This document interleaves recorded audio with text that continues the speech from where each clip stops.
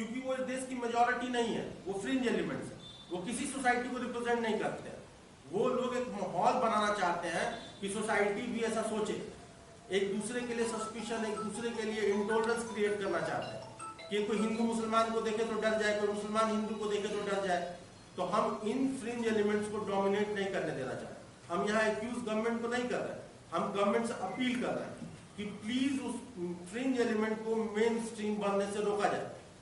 और हमें ये जो डर है हमारा, ये सच्चाई में तब्दील ना हो जाए कि क्या वो फ्रिंज एलिमेंट्स गवर्नमेंट में भी है, क्योंकि पैटर्न वही दिखा है। आप बोल रहे हैं कि कुछ फेक न्यूज है जो सोशल मीडिया पे चल रहा है, और आप उस फेक न्यूज को इन्वेस्टिगेट कर रहे हैं। जो मस्जिदें जली हैं, जो घर और दुकानें जले हैं, उसको आप इन्वेस्टिगेट नहीं कर रहे हैं। इतना बड़ा पुलिस महकमा आपके पास, वो रिपोर्ट तो आपके पास पहुंची होंगी ना। अगर कोई फेक न्यूज है तो आप उसको डील कीजिए, लेकिन प्रायोरिटी क्या होना चाहिए? प्रायोरिटी वायलेंस को एड्रेस करना होना चाहिए, लॉ एंड ऑर्डर को एड्रेस करना होना चाहिए। आपने प्रायोरिटाइज कर दिया कि किसने फेक न्यूज, मतलब न्यूज नहीं दिखाएंगे लोग। हो सकता है कुछ लोग फेक न्यूज चला रहे हो, आप उनके ऊपर कार्रवाई कीजिए, लेकिन अभी एट द मोमेंट प्रायोरिटी क्या होनी चाहिए? अभी एट द मोमेंट ये जो वायलेंस हो रहा है, जो मिसक्रिएंट्स है, जो सोसाइटी में जाके इस तरह का सद्भाव खराब कर रहा है, उनको आप पकड़िए ना, क्योंकि वो अगर खुले घूमते रहे तो सोसाइटी की जो हार्मनी वो बिगड़ जाएगी, ये पीस, लॉ एंड ऑर्डर सब खराब हो जाएगा। और आपकी ड्यूटी है लॉ एंड ऑर्डर को मेंटेन करना। आप याद कीजिए, आप किसी कॉन्स्टिट्यूशनल पद पे बैठे हैं, आप किसी एक आदमी के मुख्यमंत्री या मंत्री या डीजी और चीफ सेक्रेटरी नहीं है, आप पूरे राज्य के चीफ सेक्रेटरी और डीजीपी हैं। आपसे मैं अपील करता हूँ इस माध्यम से, आप लोग इस प्रेस के जरिए, कि प्लीज आप वो जो मिसक्रिएंट है, एंटी सोशल एलिमेंट है, जो फ्रिंज एलिमेंट है, जो किसी भीड़ का हिस्सा बन के किसी एक पर्टिकुलर कम्युनिटी को टारगेट कर रहे हैं, उनको आप पकड़िए, आइडेंटिफाई कीजिए, उनके ऊपर कार्रवाई कीजिए। और ये जो कार्रवाई में कि 4 लोग अरेस्ट हो गए, 4 पे FIR हो गया, आप कंप्लेन को FIR में नहीं बदल रहे हैं, ये सब बहुत ही लैकलस्टर्स एटीट्यूड है।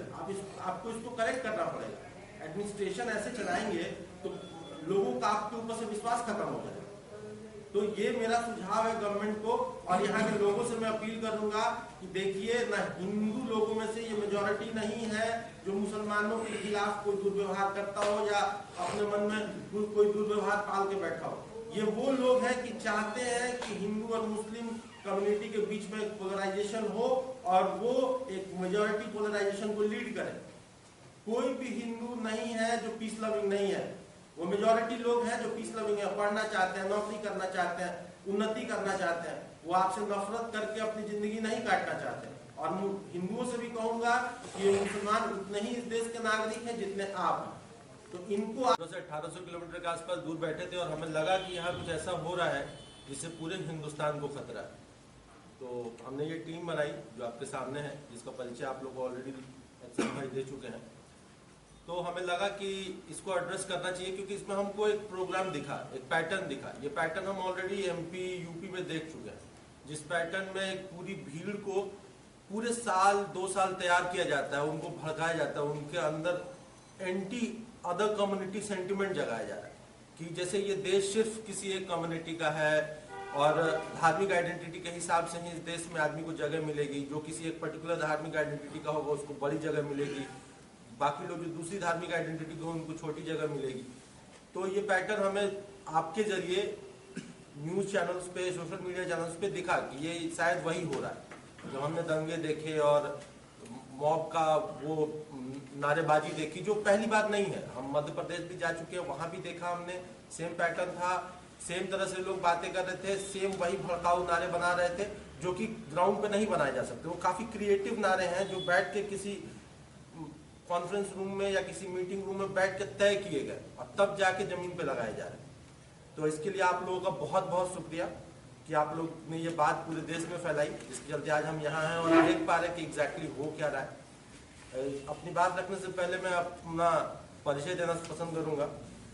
मैं एक वकील हूँ, एडवोकेट, और मैं दिल्ली में प्रैक्टिस करता हूँ, और मेरा रुझान ह्यूमन राइट के मामलों में काफ़ी रहता है। तो इसलिए आप समझ सकते हैं कि यही मेरा प्रैक्टिस एरिया है।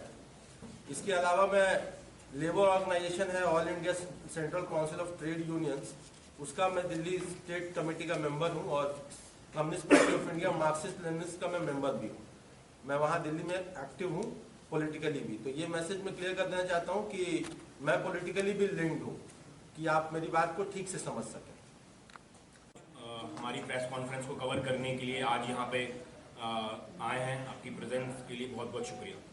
आप सबने देखा कि पिछले कुछ दिनों में त्रिपुरा में और अगरतला के आसपास कुछ शहरों में, पानी सागर में, रवा बाजार में, नॉर्थ त्रिपुरा में मुस्लिम को टारगेट किया गया और मस्जिदों को नुकसान पहुंचाया गया। कुछ मस्जिदों को आग लगाई गई, कुछ मस्जिदों में तोड़फोड़ की गई और कुछ मुस्लिम कम्युनिटी के घरों में भी तोड़फोड़ की गई और महिलाओं के साथ भी बदतमीजी की गई।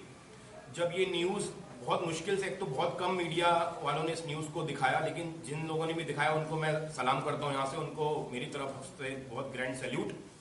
और उन न्यूज़ को देख के फिर जब हमारी टीम ने डिसाइड किया, advocate Amit, advocate Mukesh, advocate Ansar साहब, हम सब ने जब मिलकर डिसाइड किया कि एक फैक्ट फाइंडिंग टीम लेके हम लोग त्रिपुरा जाएंगे। और हम लोग पिछले 3 दिनों से त्रिपुरा में हैं और यहाँ पे आसपास जहाँ पे भी माइनॉरिटी को टारगेट करके उनका नुकसान पहुँचाया गया है, वो हमारी टीम ने वहाँ विजिट किया।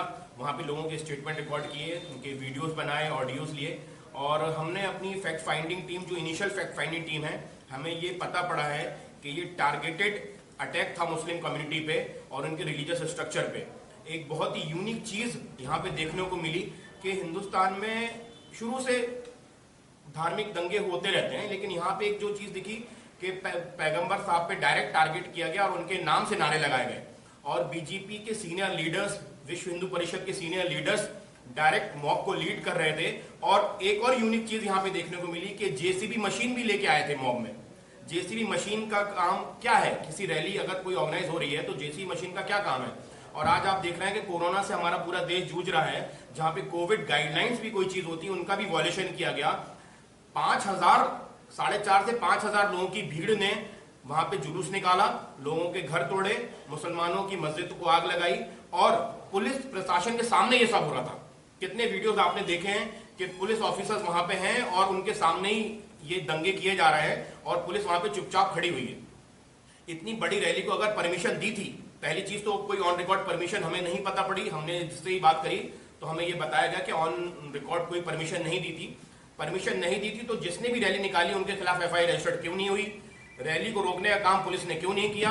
और रैली निकलने के बाद जब ये दंगे हुए, मस्जिदों को आग लगाई गई और महिलाओं के साथ बदतमीजी की गई, तब पुलिस ने फौरन FIR रजिस्टर्ड क्यों नहीं करी? अभी तक हम लोग ये जानने में नाकाम है कि कितने लोगों के खिलाफ FIR रजिस्टर्ड हुई है और कितने लोगों को पुलिस छोड़ रही है।